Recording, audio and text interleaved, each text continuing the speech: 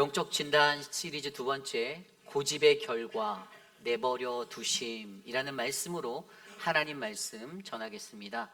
고집의 결과 내버려 두심. 여러분은 이 세상에서 가장 큰 형벌이 무엇이라고 생각하십니까? 어떤 것이 가장 우리에게 무서운 그런 두려운 형벌이 될까요? 저는 그것이 바로 무관심이다라고 생각됩니다. 무관심. 관심하지 않는 거예요. 내버려 두는 거예요. 그냥 사람이라는 존재가 이 땅에 태어나서 우리는 늘 누군가에게 주목받기 원하고 다른 사람들에게 조금 아웃스탠딩 되는 그러한 삶을 살기를 원하고 그러한 본능을 가지고 살고 있습니다. 무엇을 하더라도 다른 사람들에게 소외되고 외면되기보다는 다른 사람들에게 관심받고 주목받기를 원하는 인생, 이것이 인간이 원하는 그러한 삶의 본능이에요. 그런데 이 세상을 살아갈 때 어떤 것이 가장 무거운 형벌이냐를 물으신다면 그것은 바로 무관심하게 내버려두고 침묵으로 일관하는 그러한 삶의 자리가 아닌가 싶습니다. 그런데 이러한 삶의 모습을 들여다보면 그 삶의 문제가 무엇인가 생각해보면 그 답이 한 가지가 보여요. 오늘 말씀에서는 그 답이 바로 고집이다라고 이야기하고 있어요. 고집. 제가 우리말 사전에서 이 고집에 대한 정의를 찾았더니 고집이라는 것은 자기의 의견을 바꾸거나 고치지 않고 굳게 버팀 또는 그렇게 버티는 성미라고 나와 있습니다. 쉽게 말하면 무언가 자신이 주장하고 싶은 것을 무조건 밀어붙이는 행위. 여러분, 이런 경우에 삶이 어떻게 될까요? 삶이 피폐해져요. 관계가 깨어집니다. 거의 99%는 이러한 삶의 자리는 인간관계가 거의 다 깨어지게 되어 있어요. 그래서 이 고집이라는 것을 이렇게 정의하고 있더라고요. 그래서 한자어로 고집을 찾아봤더니 고집이 우길 고자에다가 잡을 집자로 쓰여져 있었어요. 주보에 보시면 한자어로 나온 대로 이 우기는 거예요. 그냥 끝까지 맞다라고 우기는. 그리고 이 잡을 집자가 굉장히 중요한데 이 잡을 집자는 그 가불문자로 형태로 보면 수갑을 차고선 무릎을 꿇고 앉아있는 사람의 모양을 나타내고 있거든요. 그런데 이것에 대한 정확한 뜻이 붙잡다라는 뜻이 있어요. 붙잡다. 붙잡는 거예요. 내가 원하는 것을 붙잡고 가는 것을 말하는 겁니다. 그리고 이것에 대한 또 다른 한 가지 뜻이 있는데 이 잡을 집자에는요, 틀어막다라는 뜻이 있어요. 틀어막다. 무언가가 자신과 의견이 다른 것들을 철저히 틀어막는 거, 자신의 삶에서. 그러면 어떻게 됩니까? 흐르지 않는 물이 되는 거예요. 고여있는 썩은 물이 되는 겁니다. 흘러가지 않는 거예요. 흘러가지 않는 그 고집을 이야기하고 있어요. 사실은 이 세상을 살다 보면 저나 여러분 모두가 다 고집이 있죠. 그죠? 그래서 고집 없는 사람 손 들어보세요 하면 자신 있게 손 들 수 있는 분이 없죠. 없어요. 저도 고집이 있습니다. 여러분들도 고집이 있고 인간은 누구나 고집이 있어요. 그런데 이 고집에 대해서도 우리가 정확히 알아야 되는 게 고집이 어떻게 나뉘어지는가? 여러분 혹시 외고집이라고 들어보셨나요? 외고집. 장인 정신을 가지고 살아가는 그러한 자들을 장인들이 갖고 있는 그것을 외고집이라고 말해요. 한길, 외길만을 고집하고 놓지 않는 거예요. 그게 사명이 되죠. 굉장한 겁니다. 너무 좋은 거예요. 긍정적인 거, 옳고 그른 것에 있어서 정확한 판별을 하고 본인이 맞다라고 선한 길을 향하여서 그 선한 것으로 가는 것입니다. 그런데 이 외고집은 긍정적이고 좋은 것이에요. 이 바른 신념을 만들 수 있고 좋은 신념의 가치관을 심어줄 수 있습니다. 그런데 반대되는 말은 외고집의 반대가 뭘까요? 옹고집이라고 들어보셨습니까? 옹고집. 예, 이것은요 고집불통이에요. 고집불통. 이 옹고집은요 이 고집이 아집이 되는 상황이 되는 거예요. 아집이라는 단어를 한자어로 살펴보면 나아자예요. 나아자. 자기 자신이에요. 그리고 아까 설명드렸던 잡을 집자. 틀어막았죠. 그러니까 자기만을 생각해서 나를 붙잡고 살아가니까 다 틀어막는 겁니다. A도 아니고 B도 아니고 C도 아니고 나는 무조건 하나야. 유도리가 전혀 없고 그냥 꽉 막혀 있습니다. 그 나를 붙잡고 살아가는 아집의 자리로 가는 게 이 옹고집이에요. 그러다 보니까 여러분 우리가 고집을 가지고 있는 누구나 다 가지고 있는 고집이지만 이 삶의 상태를 보면 한 끗 차이로 그 고집의 정도가 바뀌는 거예요. 그래서 결국에 중요한 거는 우리가 인생에서 가지고 살아가는 이 고집의 정도, 바로 강도죠. 정도와 방향성이 어디로 놓여져 있냐가 굉장히 중요한 거죠. 저와 여러분들의 삶에 오늘 하나님은요, 예레미야 44장의 말씀을 통해서 이스라엘이 가졌던 고집의 모습을 보여줍니다. 오늘 이야기가 어떻게 되냐면요, 어제 말씀에 이어서 제가 영적 진단 시리즈로 말씀드리는데, 영적 진단이라는 게 굉장히 중요해서 그런 거예요. 오늘 이들에게 영적 진단은 그들의 고집 때문에 내버려 두시는 하나님을 보여주는 거예요. 오늘 이 말씀 속에 이들이 누구였습니까? 바벨론에서 그 바벨론이 세웠던 분봉왕 그달랴가 죽자 그로 인해서 무서워서 두려워서 도망간 그러한 사람들이었잖아요. 어디로요? 애굽으로. 그런데 거기에 있었던 사람들이 억지를 피는데 어떤 억지를 폈냐 하면 자기들에게 불행하게 닥친 이 모든 삶이 그 하늘 여왕에게 숭배함을 그쳤기 때문이다라고 말하는 거예요. 고집을 핍니다. 그래서 하나님이 그렇게 말하는 사람들을 바라보고 예레미야를 통해서 반박하게 만들죠. 예레미야가 뭐라고 했습니까? 오늘 말씀 22절에 보면 여호와께서 너희 악행과 가증한 행위를 더 참을 수 없으셔서, 야, 하나님이 참지 못하시잖아. 하나님의 인내가 안 보여? 라고 말하는 거예요. 하나님 지금 너희를 향해서 수백 년, 수천 년을 참고 계셨는데 그거 안 보이니? 하나님의 인내하심을 너희가 이해하지 못하니? 라고 말하는 거예요. 그리고 그렇게 살아가는 끝까지 고집하는 그들에게 하나님의 마지막 메시지는 심판이다라는 거죠. 너희가 애굽 땅에서 다 멸절될 것이고 도망해서 소수의 사람은 살아남아서 다시 돌아올 수 있어 라고 말하는 그 음성. 이게 오늘의 우리의 말씀의 전부 다거든요. 그런데 이 말씀을 통해서 오늘 저와 여러분들 우리 모두가 우리의 삶의 영적 진단을 해보기를 원한다라는 거예요. 오늘 이 말씀을 비추어서 우리가 내 고집의 결과로 하나님이 내버려 두셨다라면 이 내버려 두심의 상황 가운데서 하나님이 왜 나를 내버려 두시는가? 하나님이 왜 내게 침묵하시는가?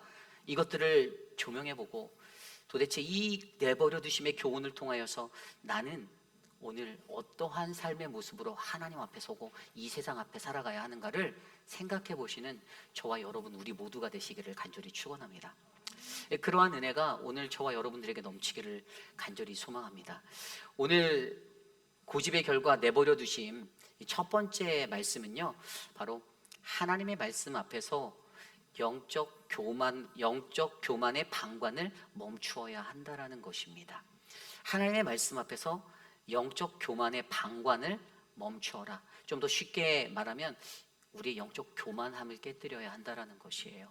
오늘 말씀 15절입니다. 그리하여 자기 아내들이 다른 신들에게 분향하는 줄을 아는 모든 남자와 곁에 섰던 모든 여인 곧 애굽 땅 바드로스에 사는 모든 백성의 큰 무리가 예레미야에게 대답하여 이르되, 이제 그 우상숭배하는 그들, 애굽 땅에서 우상숭배하는 그들이 억지를 쓰고 자기 주장을 펼치는 이야기가 시작되려는 거예요. 그런데 우리가 좀 전에 읽었던 15절의 말씀을 자세히 들여다보면 어떤 사람이라고 설명을 하고 있죠? 자기 아내들이 다른 신들에게 분향하는 줄을 아는 모든 남자라고 기록되어져 있어요. 이 영어 성경에서 보니까 Then all the men who knew that their wives had made offerings to other gods, 복수로 되어 있어요. 다른 신들을 섬기는. 특별히 오늘 말씀에서 그 여인들이 주도적으로 해서 섬겼던, 아내들이 주도적으로 해서 섬겼던 여왕이 하늘의 여왕이에요. 예레미야 7장 17절에도 이미 나와 있었어요. 예레미야 7장 17절에 보면 너는 그들의 유다 성읍들과 거리에서 행하는 일을 보지 못하였느냐? 자식들은 나무를 줍고 아비들은 불을 피우며 부녀들은 가루를 반죽하여 하늘의 여왕을 위하여 과자를 만들며. 아멘. 이 일들이 남유다 땅에 이미 성행하고 있었어요. 하늘 여왕께 제사하고 예배하는 이 숭배가요 넘쳐났습니다. 누구의 주도하에요? 여인들의, 여자분들의 주도하에 있었다라는 거예요. 그런데 여기서 우리가 한 가지 조심스레 생각해 볼 것은요, 그것을 아는 모든 남자라고 설명하고 있어요. 혼낼 거면 당사자들을 혼내셔야지 왜 남자들에게 이르실까? 여러분, 하나님은요 태초부터 남자와 여자를 창조하시며 한 가정의 가장으로 남자를 세워두셨습니다. 제가 뭐 남자를 여자보다 더 높게 평가하고 우월주의로 말하는 것은 아니에요. 뭐 세상이 좋아져서 많은 것들이 평등하게 되었다 하지만 성경에는 분명 하나님이 남자를 먼저 창조하셨고 여자는 돕는 배필로 붙여주셨다는 것이 성경적인 그 이성관이에요. 그래서 가정의 남편이 그 집을 잘 다스리지 못했기 때문에 오늘 이 여인들이, 이 아내들이 이 하늘 여왕을 섬기는 우상 숭배로 난리법석을 떨고 있었다라는 것을 지목해 주는 거예요.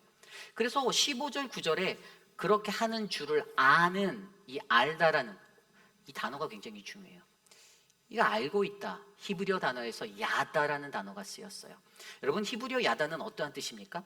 하나님을 전인격적으로 만났을 때 내가 몸과 마음으로 체험되어진, 경험되어진 하나님, 그냥 겉으로만 내가 누구 알아? 이게 아니라 인격적인 만남이 있어서 체험된 그 만남의 알을 말하는 거예요.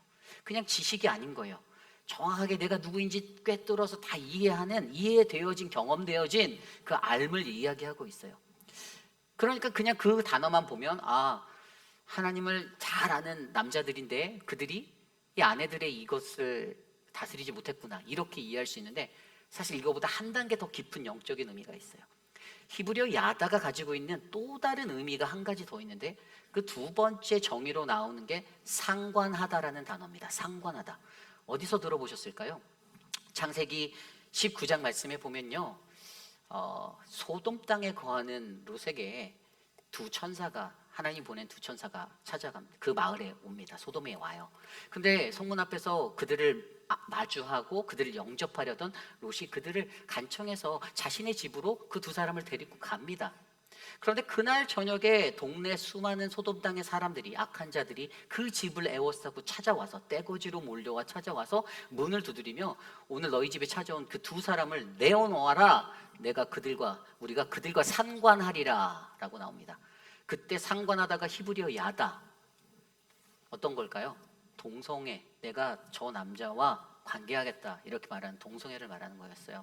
그래서 롯의 반응이 내게 아직 처녀인 두 딸이 있으니 그들을 내어줄 테니까 그러지 마시오라고 했는데 그렇게 되지 않았죠. 어쨌든 중요한 것은 여기에서 상관하다. 쉽게 말하면요, 오늘 이 남자들은요 자신의 아내들의 영적 간음의 현장을 이미 알고 있었다라는 거예요.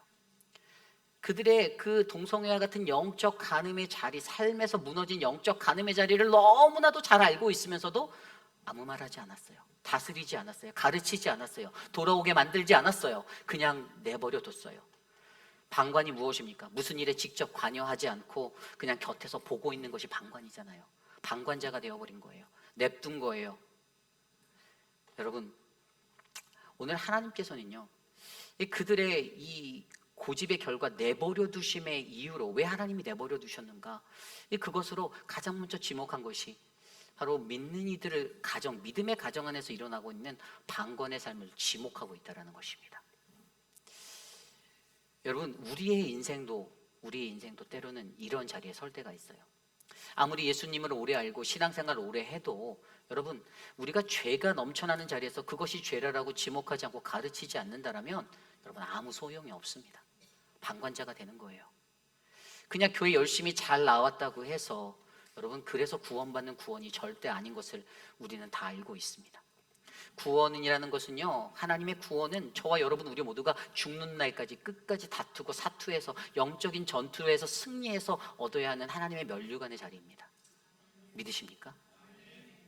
내가 나 혼자 열심히 잘 믿는다고 해서 이룰 수 있는 것이 아니라 나와 함께하고 있는 모든 이들이 함께 거룩함, 하나님의 거룩함에 동참하고 참여하여 우리가 함께 구원받는 믿음의 방주, 거룩한 하나님의 교회가 되어야 한다는 사실이죠. 여러분들의 자녀, 여러분의 가족들 모두 다 동일합니다. 나 혼자 예수 잘 믿어서 내가 구원받는다고 끝나는 인생이 절대 될 수 없다라는 거예요. 방관자가 되지 말라라는 거예요. 이러한 방관이 어디서 올까를 제가 생각해 봤더니 인간의 교만이라는 게 보이더라고요. 인간이 교만해지니까 낮아지고 낮아져야 하는데 낮아지지 않냐는 그 교만함들을 보니까 결국에 이런 것들 때문에 이들이 방관자가 되는 거예요. 방관하게 됐을 때 어떤 일들이 일어났어요? 오늘 말씀에도 보니까요, 19절 말씀에 보니까 이 여자들이 어떻게 말합니까? 어찌 우리 남편의 허락 없이 그의 형상과 같은 과자를 만들어 놓고 전제를 드렸느냐 하는지라. 쉽게 말해서 뭐냐면 남편 허락 맡았어요. 이게 뭐냐면 민수기 30장에 보면 율법에 따라 남편 있는 여자가 어떤 것을 서원할 때에는 남편의 동의를 얻도록 규정해 주셨거든요. 그러니까 내가 이것을 다 남편 허락 받고 다 했는데 뭐가 문제냐 이렇게 얘기하고 오히려 종교적인 기괴한 혼합주의적인 것으로 이것을 바꿔버려서 신앙을 흐트리게 만드는 죄를 범하고 있다는 거예요.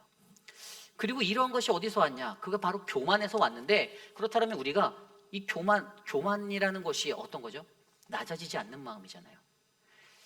이 남자들도, 이 애굽에 살고 있는 이 남자들, 자신의 아내들이 그렇게 하늘 여왕에게 그 아스다롯신이거든요. 숭배하는 그런 것들을 바라보면서 그 모습들을 보면서도 자신들 속으로는 나는 괜찮은데 별로 나랑은 그렇게 내 구원과는 별로 상관이 없는데 괜찮아. 그럼 뭐 저 정도까지는 할 수 있지라고 타협하며 살아갔던 그들의 교만이 마음속에 있었다는 거예요.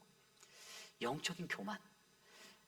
여러분, 영적인 교만은요, 알고도 믿지 않는 것, 그 죄에 빠지는 것이 영적 교만이에요. 오늘 그들의 삶에 자리 잡았던 이 영적 교만이 그들에게 방관자의 삶으로 그들을 바꾸어 버렸다는 것입니다. 다니엘서 5장을 바라보면요, 다니엘서 5장에는 바벨론의 벨사살 왕이 전쟁 중에 갑자기 잔치를 베푸는 연회의 자리가 나옵니다.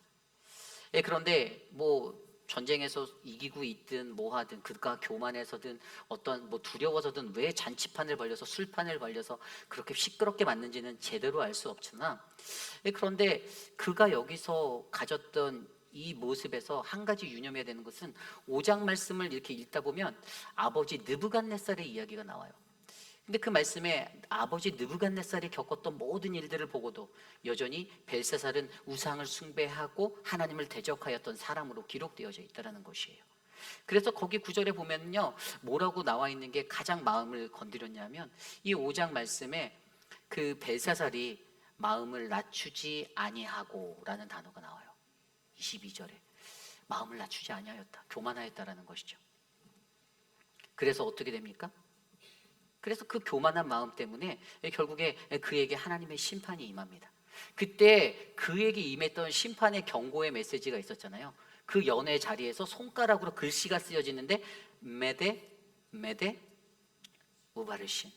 그죠? 메데는 무슨 뜻입니까? 메데는 하나님이 너의 그 왕을 세어보다라는 뜻이거든요. 세어보았더니 이 수명이 끝났다요. 다 됐다. 그리고 두 번째 데겔이라는 단어, 메네 데겔 우바르신. 데겔이라는 뜻은 저울로 달아보니 미치지 못한다, 함량 부족이다, 자격이 안 된다, 하나님의 판단하시는 거예요. 그러면서 우라는 접속사와 바르신, 이게 베레스라는 단어인데 성경에 베레스라고 해서 뭐라고 나왔냐면 그래서 나라가 나누어지다. 그래서 어떻게 됩니까? 바벨론이 메대와 바사 두 개로 나뉘어지게 되는 거예요.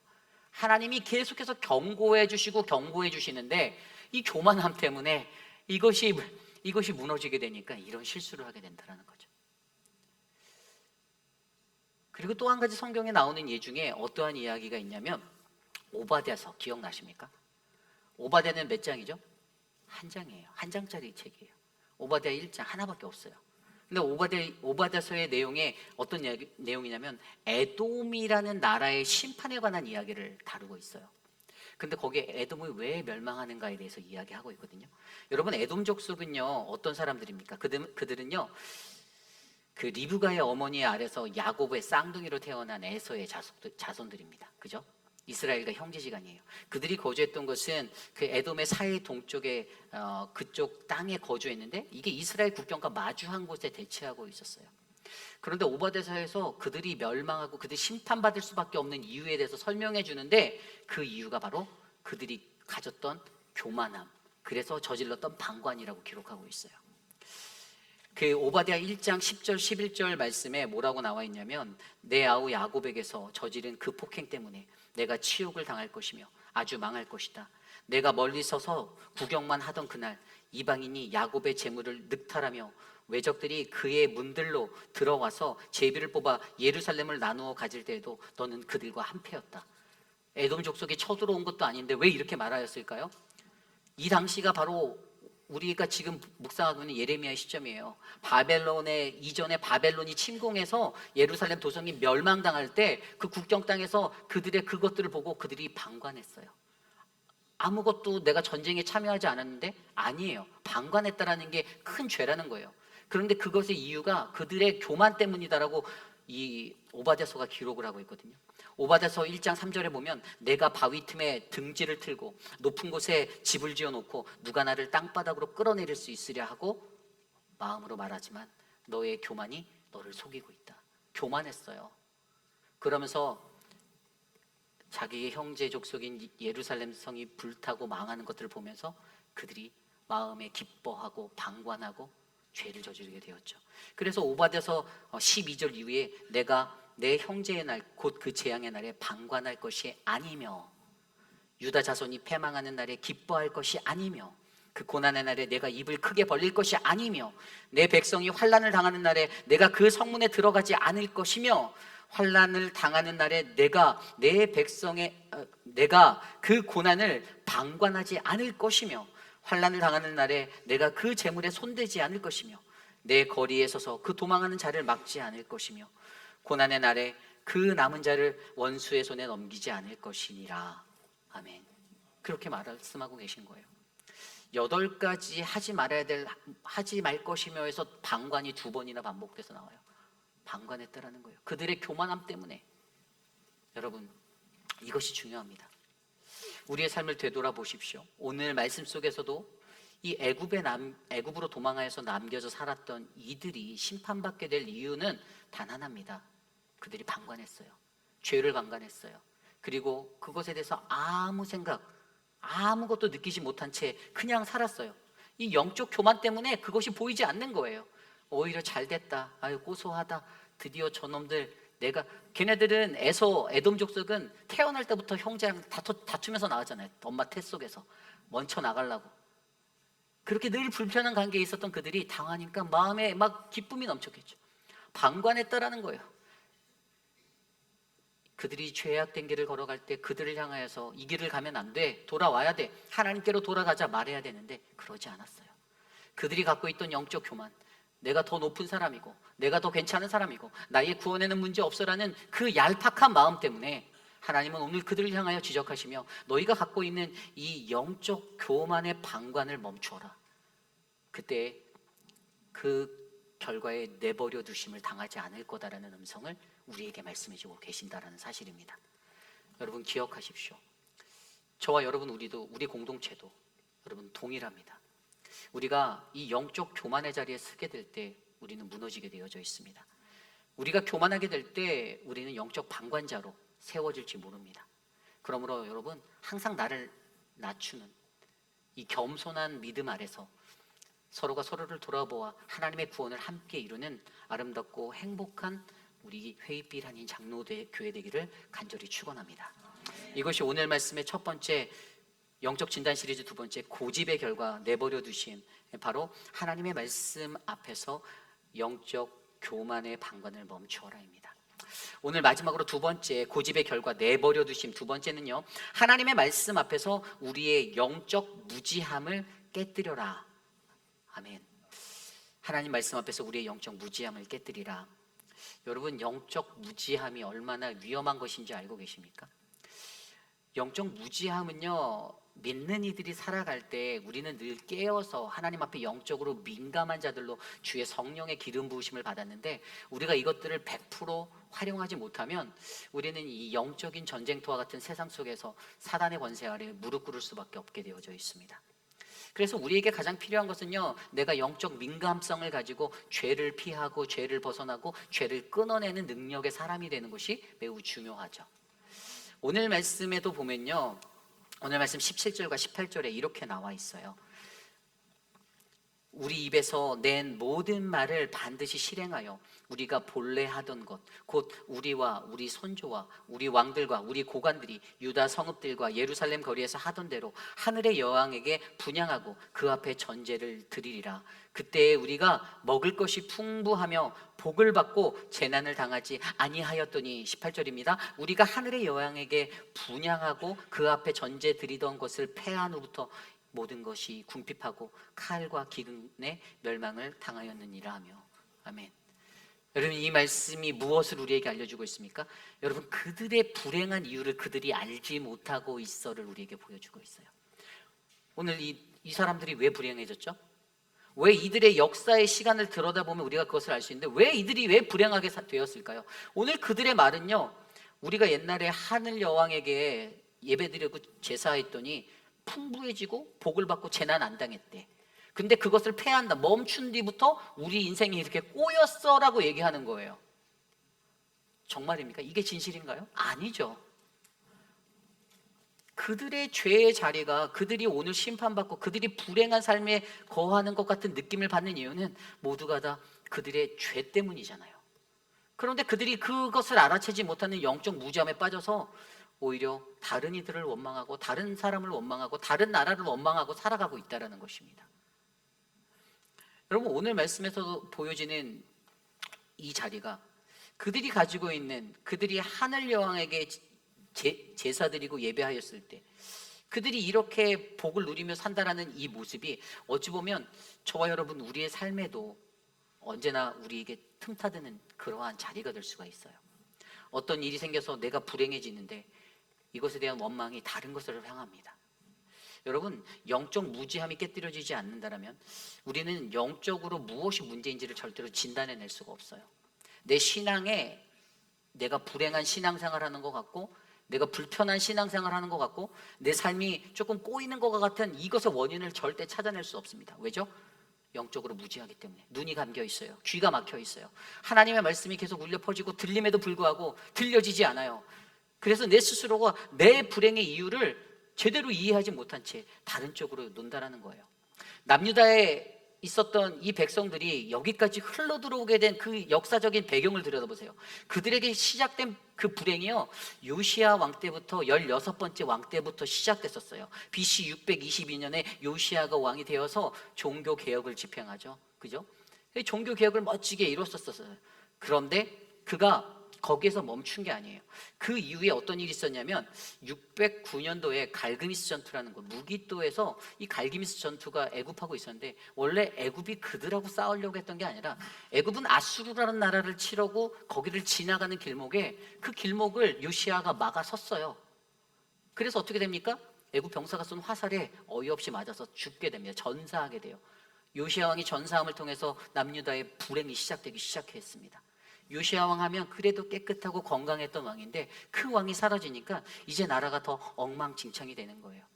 그래서 애굽의 권세 아래서 애굽의 조공을 바치고 그렇게 살아가고 있었는데, 그런데 거기서 끝이었습니까? 아니요. 그 다음에 있었던 일, 바로 여호아스 왕, 17번째 왕 여호아스 왕이 이 애굽이 그렇게 이긴 그 승리의 자리에서 그 왕을 나중에 폐위시켜 버리고요. 그리고 605년도에 가면 바로 이때 애굽이 또 갑자기 바벨론에 의해서 침공을 당해서 정복당하게 돼요. 그러니까 패권이 바뀌니까 이 바벨론의 이 유다 침공도 같이 감행돼서 또 그 뒤에 있었던 18번째 여호야김 왕도 이제 갑자기 애굽을 섬기다가 갑자기 바벨론을 또 섬겨야 하는 자세로 급변하게 맞게 되는 거죠. 불행의 연속이 계속해서 일어났습니다. 그래서 597년도에 바벨론이 또 남유다를 공격하고 586년도에 3차 공격이 또 있고, 그래서 예루살렘이 함락되고, 그리고 우리가 앞서서 살펴보았던 바벨론이 총독으로 세웠던 그다랴가 이 암몬 왕이 보낸 그 이스마엘을 통해서 시해당하자 바벨론이 무서워서 이 사람들이 지금 오늘 애굽으로 도망와 있었던 거잖아요. 여러분, 요시야 왕 때부터 쭉 들여다보면 정말 불행과 불행의 연속이었습니다. 자기들도 그걸 알았어요. 근데 내 불행의 원인을 근데 그들이 뭐에 놓았던 거예요? 우리가 하늘 여왕을 섬기지 못했기 때문이야 라고 말하고 있잖아요. 영적으로 깨어있지 못하니, 영적으로 무뎌져 있으니 그들의 원인을 발견하지 못하는 거예요. 영적 진단이 되지 않는 거예요. 하나님이 오늘 그들에게 그것을 말하는 거, 너희들의 그 무지함, 너희들의 영적 무지함, 이 무지함 때문에 결국엔 너희들은 하나님의 심판을 받게 될 것이야. 오늘 말씀에서 뭐라고 말씀하셨죠? 너희들이 그 애굽 땅에서 진멸할 것이야. 돌아올 수 없어. 소수의 사람은 도망쳐라. 그러면 소수의 사람은 도망쳐서 간신히 목숨 건져서 살아남을 거야. 그런데 너희들은 이 심판을 마주할 수밖에 없어라고 말했던 것이 바로 오늘 말씀의 이야기였어요. 여러분, 우리가 이 세상을 살아가면서 가장 불행한 것은요, 나에게 찾아오는 불행이 왜인지라는 이 영적인 원인을 모를 때입니다. 그 사람이 가장 불행한 사람이에요. 그런 사람들의 대부분은 거의 99%가 남 탓합니다. 나는 괜찮다는 거예요. 나는 영적으로 충만하고 나는 신앙생활 잘하고 있는데, 내가 교회에서 봉사도 하고 잘하는데 나는 문제 없다라는 거예요. 그렇지 않아요. 여러분, 모든 것의 문제는요, 나입니다. 나예요. 동의하십니까? 동의가 안 되시나요? 만약에 우리의 삶 가운데 무슨 문제가 발생하잖아요, 내가 문제인 거예요. 내가. 저도 마찬가지예요. 제게 무슨 일이 일어나면 내가 문제 있겠죠. 그런데 인간이라는 존재가 그게 잘 안 돼요. 나는 아닐 거야 라는 마음이 앞서게 되는 거예요. 왜죠? 영적으로 눈이 감겨 있거든요. 감정적으로 흔들리거든요. 요동치거든요. 그래서 우리에게 가장 필요한 거는 이 영적 무지함을 깨뜨리고, 바로 내가 죄인인데라는 이 마음을 갖는 것. 여러분, 이것이 중요하다는 것입니다. 여러분, 영적인 세계는요, 이 영적인 실체는요, 우리가 알 수가 없어요. 그래서 중요한 게, 여러분, 영적인 체험이 매우 중요한 거예요.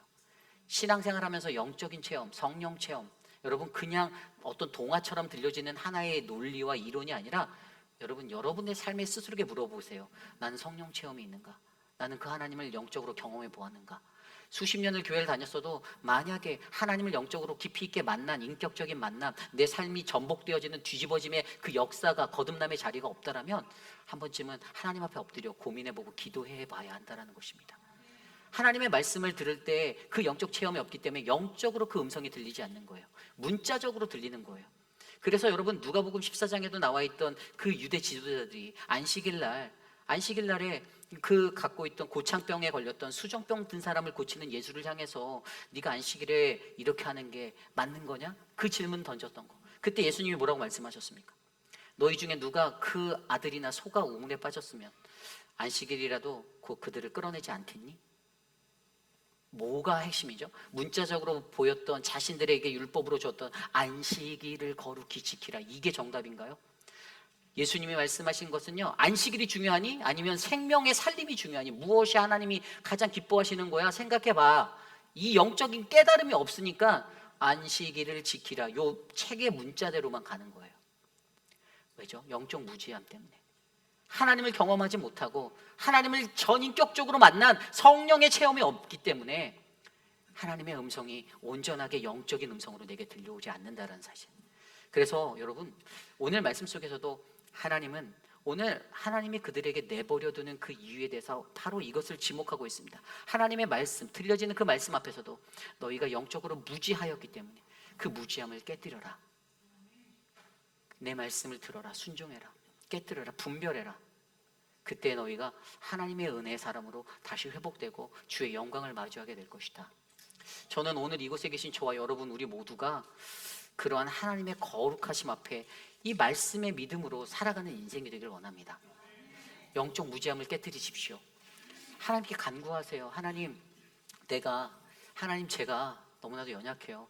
하나님이 주시는 말씀 막 스폰지처럼 빨아들이며 영적으로 민감하게 듣고 이해하고 막 성령 충만하게 이해해서 할렐루야 할렐루야 이러면서 살고 싶은데, 하나님, 나 잘 이해가 안 돼요. 이게 뭔 말씀이죠?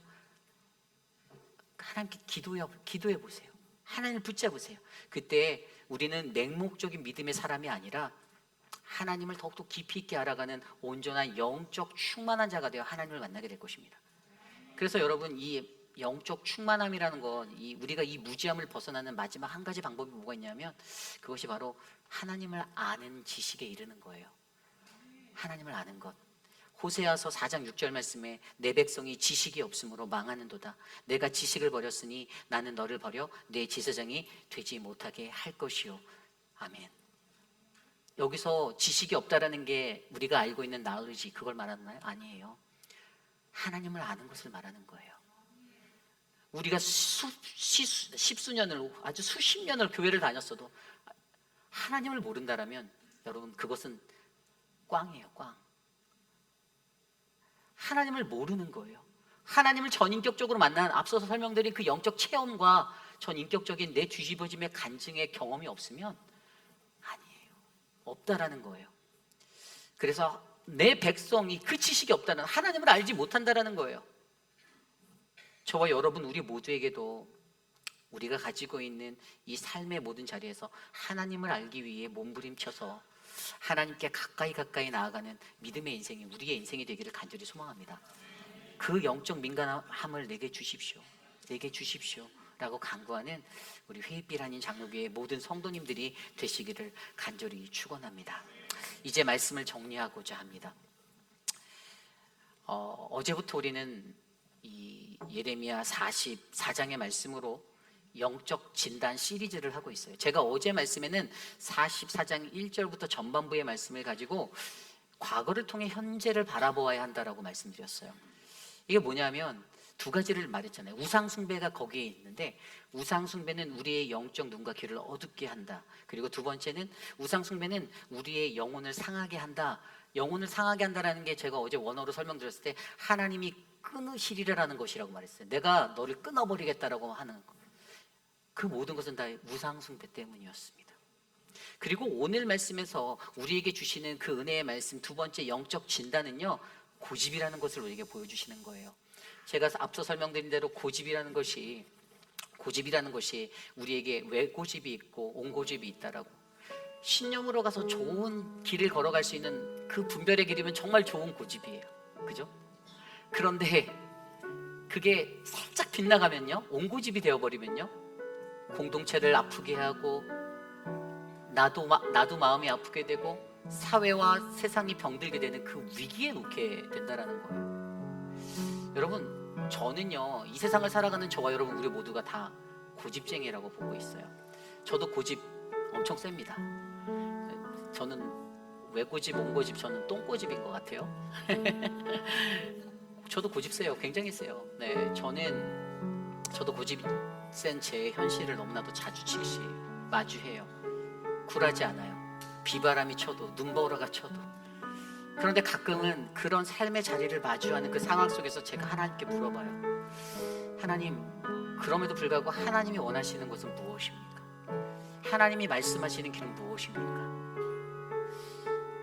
세상에 사는 삶 속에서 언제나 내가 원하는 거 다 누리고 다 갖고 살아가면 여러분 인생이 얼마나 행복하겠어요. 그런데 우리가 살아가는 인간지사는 그렇지 않다라는 거예요. 그럴 수 없다라는 거예요. 때로는 내가 움켜잡으려고 했던 거 놓아야 할 때가 있고, 때로는 내가 갖지 못할 것도 있다라는 거예요. 여러분 인생 살면서 그것들 배워보시지 않았나요? 이 자리에 이미 오셔서 여러분들 수십 년을 살면서 여러분이 지금 이루신 금잡탑과 같은 여러분들의 인생이 그냥 내가 움켜잡고 달려와서 이룬 거라고 생각하십니까? 하나님의 도움 없이는 절대로 이룰 수 없는 것이었는데 그것들을 이루신 하나님을 보지 못하고 그 음성을 듣지 못하고 지금 내가 가지고 있는 내 위치와 내 자격 깨어질까 봐 벌벌 떨고, 그래서 거짓말과 계략과 악한 것들을 일삼는 그 존재로 전락해버리고, 하나님의 그러한 우리들을 바라보며 내 안에 성찰되지 아니하는 그 모습, 그것으로 말미암아 얼마나 우리를 보고 가슴 아파하고 하나님이 안타까워하실지 여러분 생각해 보시기를 바란다라는 겁니다. 저의 삶에, 여러분들의 삶에 우리가 올바른 영적 진단을 하나님의 말씀 앞에서 이루시길 바랍니다. 어제나 오늘이나 내일이나 끊임없이 이루어지는 하나님의 그 음성 앞에, 이게 여러분 예레미야의 마지막 메시지예요. 44장이. 이 메시지가 예레미야가 얼마나 간절했으면 예레미야는 영적 진단에 대해서 그 모든 것들을 포인트해 놓았어요. 진단해야 된다라는 거예요. 진단하셔야 된다라는 거예요. 진단하고 바르게 가야 된다라는 거예요. 고쳐내라는 거예요. 깨뜨리라는 거예요. 돌아오라는 거예요. 그 삶을 우리가 이루기 위해서 오늘도 우리에게 주시는 그 하나님의 말씀, 내 고집보다 더 크신 하나님의 사랑이 있음을 우리가 깨달으시고, 우리가 그래도 소망이 되는 것은 무엇이죠? 내 고집보다 더 큰 하나님의 사랑이 있어서 이것이 내 삶의 은혜가 된다라고 고백할 수 있는 거잖아요. 그것을 깨달으시고, 하나님, 내 삶을 진단하기 원합니다. 나의 영적 교만과 나의 영적 무지함, 하나님 모두 다 내려놓습니다. 하나님, 나를 만지시고 나를 고치시고 나를 회복하여 주셔서 하나님의 사람으로, 하나님의 거룩한 백성으로 내가 살아갈 수 있도록 하나님 인도하옵소서. 그렇게 나아가는 우리 회의빛 아닌 장로교회 되기를 간절히 축원합니다. 이 시간 그러한 마음으로 함께 이 찬양을 좀 나눴으면 좋겠는데요. 주 나의 모습 보네 라는 주 은혜임의 찬양을 생각이 났습니다. 이게 오늘 말씀에서도 사실 마지막 절에 보면 애굽이 멸망한다라는 그 메시지. 여러분, 애굽의 멸망은요, 애굽 땅에서 남아있었던 유다 사람들의 소망이 사라진 시간이 됐던 거예요. 그들이 붙잡았던 소망이 산산이 부서져서 깨어졌어요. 애굽에 가면 살 수 있어. 애굽에서 나는 살 수 있어. 근데 그것이 산산조각 났습니다. 여러분, 우리는 이 땅의 소망이 아니라 하늘의 소망을 붙잡고 살아가는 그 인생이 되길 원합니다. 그래서 그 마음으로 오늘 주 은혜를 고백하며 이 찬양 함께 드리겠습니다. 주 나의 모습 보내 함께 찬양합시다.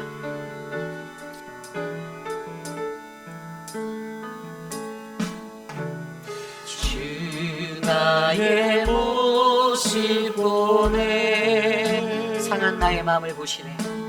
상한 나의 마음 보시네. 주님은 우리의 눈물을 아십니다. 주 나의 눈물 아네. 홀로 울고 있는 우리들의 마음을 아시는 하나님, 홀로 울던 마음. 우리 다시 한번 고백해 볼까요? 주 나의 모습 보내.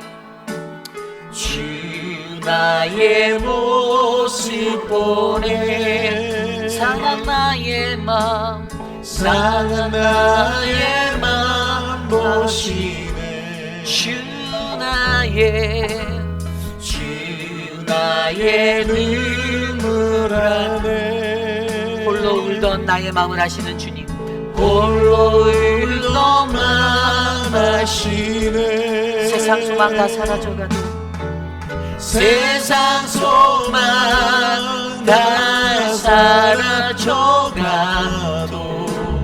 주의 사랑은 끝이 없으니 살아가는 이 모든 순간이 주의 힘을 나는 믿네. 주 사랑 내게 있습니다.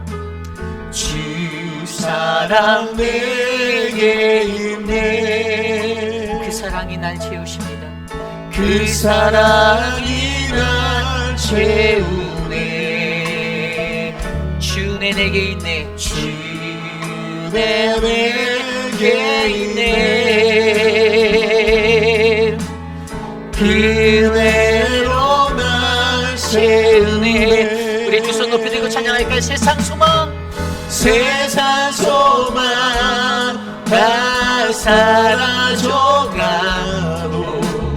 주의 사랑은 끝이 없으니 살아가는 이 모든 순간이 주의 힘을 나는 세상 소망 다 사라져가도, 세상 소망 다 사라져가도 주의 사랑이 끝이 없으니 살아가는 이 모든 순간이 주의 힘을 나는 믿네. 세상 소망 다 사라져가도, 세상 소망 다 사라져가도 주의 사랑이 끝이 없으니 살아가는 이 모든 순간이 주의 힘을 나는 믿네. 주의 힘을 나는 믿습니다. 주의 힘을 나는 믿네. 주의 힘을, 주의 힘을 나는 믿네. 참으로 존귀하신 하나님, 우리의 삶에 하나님의 그 멈추지 않는 은혜가 있음에 감사드립니다. 나의 고집보다 더 크신 하나님의 사랑이, 하나님 그 은혜가 우리에게 함께 하시니 감사합니다. 여전히 아둔하고 미련하고 우리가 모자라고 연약하여서 하나님 우리가 깨닫지 못하는 그 영적 교만의 자리와 영적 무지함의 자리를 깨뜨리며 하나님의 내버려 두심이라는 그 위기 앞에 하나님, 나 자신을 말씀으로 들여다보고 나 자신을 조명하여 거룩한 주님의 백성으로 거듭나며 살아가기를 다짐하는 우리 모두가 되기를 간절히 간구합니다. 사랑의 주님, 사랑하는 우리 지연초 권사님, 화요일 아침에 수술이 있습니다. 그 모든 것들을 주께 맡깁니다. 주님이 만져주시고 주님이 붙잡아 주시옵소서. 사랑하는 미스터 에드윈, 하나님 내일 수술을 해야 합니다. 그 모든 것들 가운데 주님이 힘을 주시고 우리 정경자 권사님 지치지 않도록 꼭 붙잡아 주시옵소서. 사랑하는 우리 미스터 드레이크, 하나님 병원에 입원해 있는데 이제는 하나님 인간의 생각과 방법으로는 아무것도 할 수 없습니다. 하나님이 만져주시고 하나님이 붙잡아 주셔서 그 마음에 위로를 더하여 주시옵소서. 사랑하는 우리 이예수 권사님, 사랑하는 남편의 여동생 우리 미세스 지비가 주님 품으로 올려졌음에 감사합니다. 하나님 유가족의 마음을 위로하시고 권사님의 마음과 사랑하는 남편의 마음에도 위로를 주셔서 하나님의 평화가 넘치게 붙잡아 주시옵소서.